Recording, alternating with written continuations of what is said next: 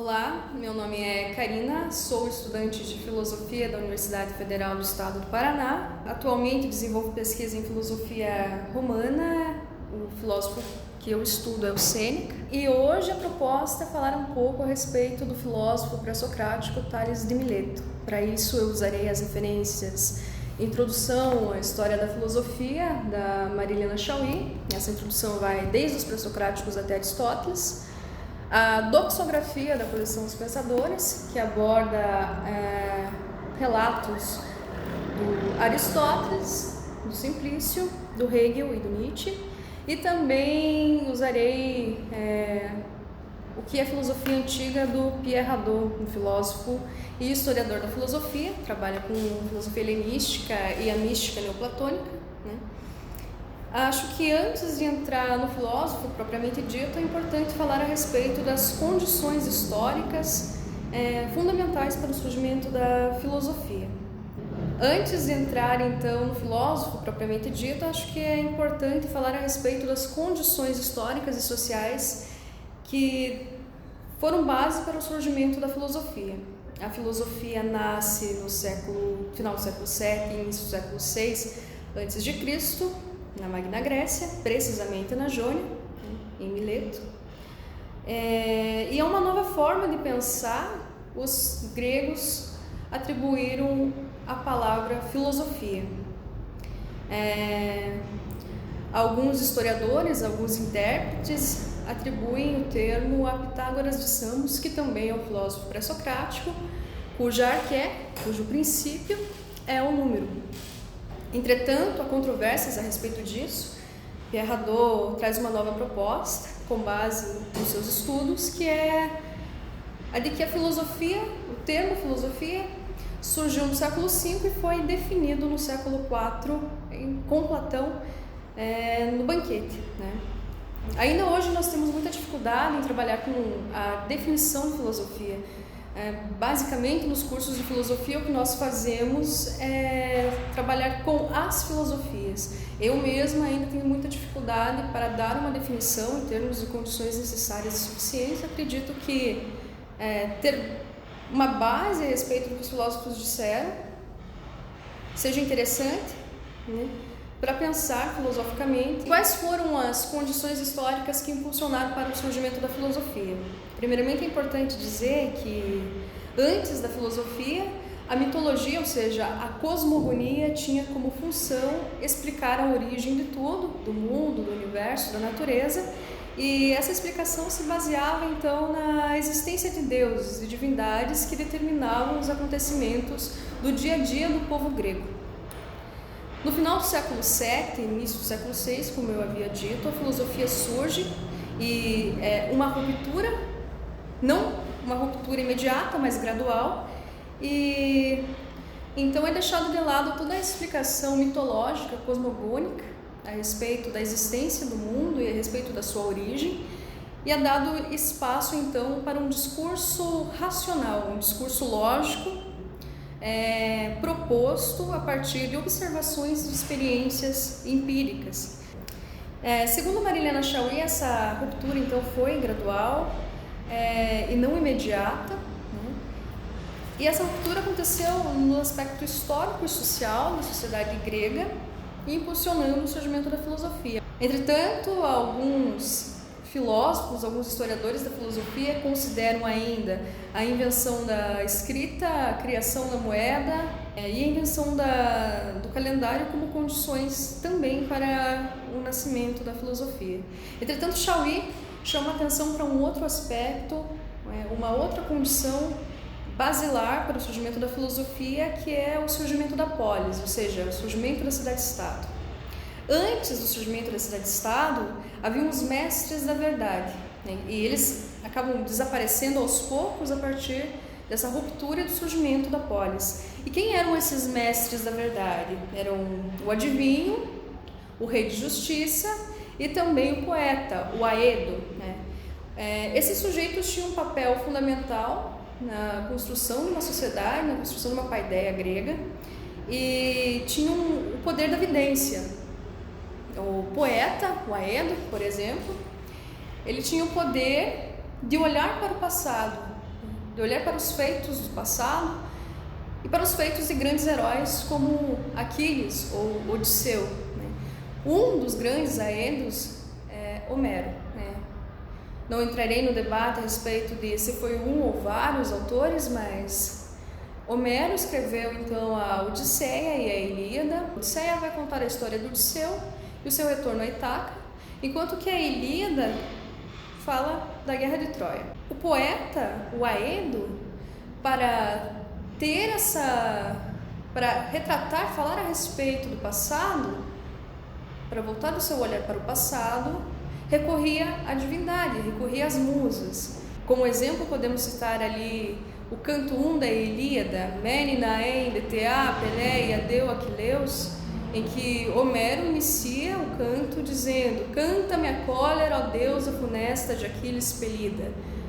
Quer dizer, ele recorre à musa, ele recorre à divindade para ter orientação, para ter a luz necessária para falar a respeito desses grandes feitos. Por outro lado, nós temos o mago, o profeta, o adivinho. O adivinho direciona o seu olhar para o futuro, ele prevê o futuro. Enquanto que o rei de justiça, ele vai ter como função, como objetivo, olhar para a ordem das coisas, para a ordem do mundo. Ou seja, ele tem o poder de compreender essa ordem, a totalidade das coisas e as relações estabelecidas. Então, pode-se dizer que a principal função desses três personagens anteriores à invenção, ao surgimento da polis, é o poder de fazer magicamente a partir da palavra. E esse fazer é um fazer acontecer. Pode-se dizer também que é um fazer a verdade. E a verdade do grego, aletheia, é profexuar, de negação, não, e letheia é esquecimento. É fazer com que as pessoas não esqueçam e eles também têm esse poder de não esquecer. De outro modo, nós temos também um outro grupo, que é o grupo dos guerreiros, e é importante falar de dois conceitos e de dois direitos atribuídos a esses guerreiros, que tinham também o poder de fala, que é a exegoria e a isonomia. A exegoria era o direito de falar publicamente, era o direito de emitir uma opinião, enquanto que a isonomia dava aos guerreiros direitos iguais, né? Igualdade perante a lei criada por eles mesmos. Então, a partir desses dois conceitos e dessa relação e da assembleia dos guerreiros, houve então o surgimento da polis, né? Então, o surgimento surge a partir do diálogo público, igualitário e do compartilhamento de ideias. Portanto, a filosofia nasce num contexto de surgimento com a polis, ou seja, num momento em que havia um discurso público e um discurso compartilhado. E é importante falar a respeito disso, porque a filosofia, no primeiro momento, surge a partir do diálogo. O diálogo era fundamental para estabelecer as relações e pensar filosoficamente. Tanto é que os filósofos que viviam com Platão, seus discípulos, viviam em comunidade dentro da academia, onde realizavam, exerciam, a partir da atividade prática, o seu discurso filosófico. Era um discurso vinculado à prática, né? A ação e a contemplação estavam vinculadas, estavam atreladas, de tal modo que os exercícios espirituais tinham como finalidade o aprimoramento moral e intelectual dos sujeitos. Com base nisso, quais seriam as principais condições características para o surgimento da filosofia? O primeiro ponto é uma cosmologia, ou seja, um discurso racional acerca da origem do mundo, a origem do universo, da natureza. Por outro lado, o pressuposto de que nada vem do nada, ou seja, há algo que impulsionou para o surgimento das coisas. E o que seria isso? Qual seria o princípio? Qual seria a arqué? Em alguns livros didáticos a gente encontra o conceito de arqué como uma substância primordial, mas correto seria dizer princípio. A partir disso, então, nós compreendemos que a principal questão vinculada aos filósofos da natureza, aos pré-socráticos, é qual é a substância primordial, qual é a origem de todas as coisas. E tendo em conta isso, podemos recorrer então à doxografia, que são relatos acerca desses pré-socráticos, tendo em conta que os pré-socráticos não deixaram nada escrito ou apenas alguns fragmentos. Nós contamos com uma doxografia que tem como intuito principal relatar a vida desses filósofos e as suas máximas, o seu pensamento. E as principais fontes para conhecer esses filósofos são Platão, Aristóteles, mais tarde o neoplatônico Simplício. Na modernidade nós temos Hegel, Nietzsche, Heidegger, uma gama de filósofos, e a partir da leitura dessa doxografia da coleção dos pensadores, compreendemos que eles concordam que Tales de Mileto é o primeiro filósofo. Entrando no filósofo em questão, que é o Tales de Mileto, o primeiro unitarista, e o primeiro unitarista justamente porque ele diz que há um princípio apenas que dá origem a todas as coisas, Tales de Mileto, porque Tales nasceu em Mileto, na Jônia, na Ásia Menor, em 625 a.C. Alguns historiadores da filosofia dizem que ele tinha origem fenícia. Segundo Heródoto, Tales também foi considerado, além de primeiro filósofo, um dos 7 sábios da Grécia. E a partir das experiências vividas, a partir das suas viagens, conheceu a matemática, a geometria egípcia, a astronomia babilônica, sendo considerado posteriormente como um grande matemático, geômetra, astrônomo, comerciante. Tales não deixou nada escrito, portanto nós temos uma doxografia a respeito dele, diferente de Heráclito, por exemplo, que ainda restaram alguns fragmentos. E é fundador da escola jônica, cujos principais representantes foram Anaximandro, Anaximenes, Heráclito de Éfeso e Tales propriamente. Tales de Mileto nunca se disse filósofo, não usou o termo filosofia. Como eu havia dito, o termo, segundo Pierre Hadot, surge no século V e vai ser definido por Platão no século IV. Então, quem atribuiu a ele o termo filósofo foi Aristóteles. Então, Aristóteles escreveu sobre esses pré-socráticos, atribuindo a eles o conceito, o termo filósofo. Tales foi um grande matemático, astrônomo, geômetra e foi um grande comerciante, viajando muito para diversos lugares. E é importante dizer que a partir das observações e das experiências vividas por Tales, houve uma aplicação do conhecimento. E vou citar 3 aspectos. O primeiro é a criação de um teorema, o teorema de Tales, que provavelmente muitos estudantes viram no ensino médio. O segundo aspecto é a identificação, a localização de uma constelação, Ursa Menor, que ajudou muitos navegadores, dando orientação. E o terceiro e mais importante para a aula de hoje Tales buscou por um princípio acerca da origem de tudo, acerca da origem do mundo e da natureza. Então, segundo Tales de Mileto, a arqué, o princípio de todas as coisas, é a água. Tudo é água.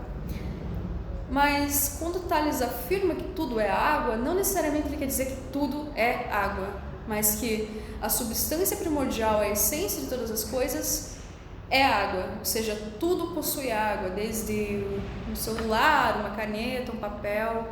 Nós possuímos umidade.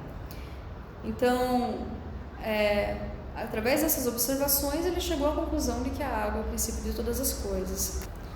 É importante dizer que talvez essas observações tenham conduzido a essa conclusão justamente porque Tales de Mileto vivia em um momento cujo solo grego não era fértil. Então, havia uma dependência muito grande do comércio marítimo para girar a economia grega. Outro ponto é as suas viagens ao Egito. Talvez se não fosse o Nilo, o Egito não teria sido uma grande potência, uma grande sociedade, um grande império. Outro aspecto é que quase tudo possui umidade, né? Desde a semente, desde o sêmen animal, o sêmen humano, o alimento. Então, qual é a importância de Tales de Mileto para a história da filosofia como pré-socrático? Bem, Tales de Mileto é o primeiro a romper com uma tradição que buscava numa cosmogonia respostas para a origem de tudo. Ele dá início a um discurso racional, um discurso filosófico, lógico, que procura por um princípio, por um aspecto que deu origem a tudo, por um elemento. Segundo Nietzsche, o que caracteriza esse momento, o surgimento da filosofia, é justamente essa busca por pelo princípio de todas as coisas. Então, para Tales de Mileto, a physis, a arché, é a água. E por que Tales teria chegado a essa conclusão? Por que Tales teria escolhido a água como elemento primordial? Primeiro, porque a água aparece sob diversas formas, sólido, gasoso, líquido, ela continua sendo a mesma, independente de tomar diversas formas. A água está em movimento. Talvez uma das observações é que da evaporação da água surja o céu, ou talvez da chuva decorra o surgimento da terra.